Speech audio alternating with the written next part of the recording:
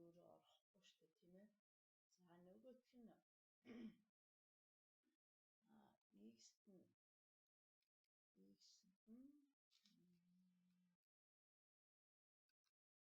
тэгээс x ийм шийд, гурван шийд. За эдгээрийг графикаар үзье.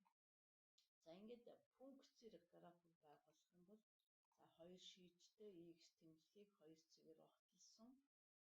За орон цэг нь x нь 1.5 дээр y-ийн сөрөг 12.25 гэсэн цэгтэй байх юм парабол гэсэн. За энэ парабол маань нөгөө эрс их гэсэн учраас энэ ингээд тасархаа байгаа. Тэгэхээр яг энэ 5 ба 2 сөрөг 2 гэсэн утгууд чинь энэ тэгштгэлийн тодорхойлох томжийн шийдэд орохгүй гэсэн. Нөгөө талаас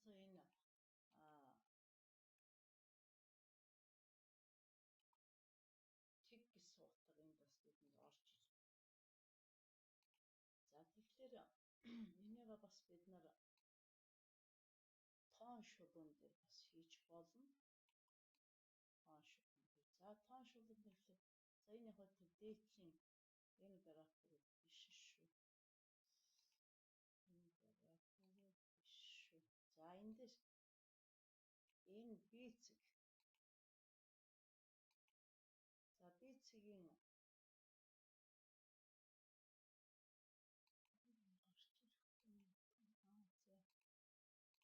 за b цэг point энэ сөрөг 2 y-тэй. За энэ 0 цэг энэ 5.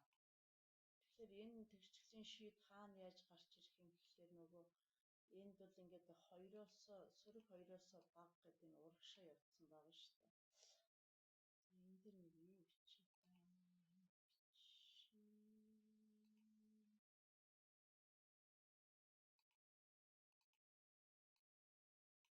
Тэмдэглэхэд тодтолж өгөхгүй. За энэ g цэгийнх 5 гэх. Тэгэхээр энэ 2-оос ийшээ сөрөг тийшээ ганцаараа энд энэ хоёр ингээд 5-аас цааш ингээд огтлолцсон байгаа. Тэгэхээр энэ тэмдэглэлийн шийд бол 5-аас эрс их гэсэн шийд гарна. За мөн яг үндсэн салгахгүйгээр үндсэн логарифмынхаа юуны хувь бичих юм бол энэ x нь тэгээс их юм байна. За энэ хэсэг болох дээр нөгөө логарифм ихч. Тэгэхээр энэ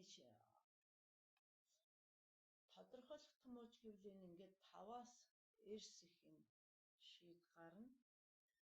Харин утгын мууж гэх юм бол ингээд энэ доош y гарч ирнэ шүү дээ. За тэрний тухай энэ тохиолдолд бид ярихгүй.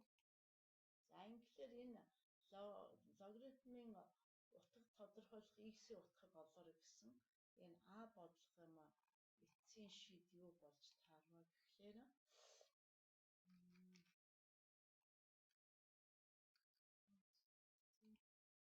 англиар логарифмынхаа тэгэхээр энэ шууд эхнийхээрээ бодчих болно. Гагцхүү бид нар энэ бодлогыг бас хүлхэж, зажилж, залгиж, тэгж жажилж залгих нь их чухал тийм ээ. Хоолыг хүртэл бидэнд тэгж заагаад байгаа шүү дээ. За тэгэхээр энэ бол нэмэх 5.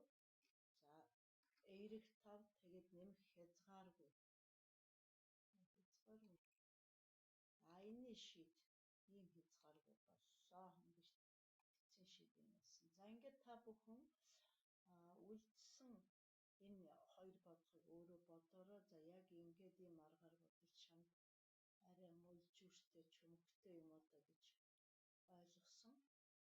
Дараагийн арга бол ерөөсөө энэ бодлогыг хялбархан аргаар чадвар сууцааны чи яаж бодож болох юм бэ гэхлээр ердөөсөө л энэ хоёр энэ яг логарифмын тэмдгийн дор байгаа 5 дахь тэгшгэлийг бид нэр үржигдэхүүн болгоод үржигдэхүүн задлчин. Тэгэхээр яг ингээд хурдхан бодож сурцсан хүүхдүүд ингээд бодчихно. Ерөөсөө л за чухам энэ 2 ба 5 хоёрын аль нь эерэг аль нь сөрөг байх юм гэдгийг чи яаж олох ёстой вэ? Энэ их юм маань өөр юм 3x ч өөр юм сөрөгтэй байгаа шүү дээ. Тэгэхээр тэгээд ер нь ингээд за хялбарх ингээд бодчих амар юм тэр олон юм хийж яа тийм яшиг зөвхөн өнөөдрийн яг одоогийн тухайн үеэ энэ бодлогыг шийдэхин тулд анхаарч байгуул чи ерөөсөө тэгээд бодчихно. Харин чи нэг сумаар хоёр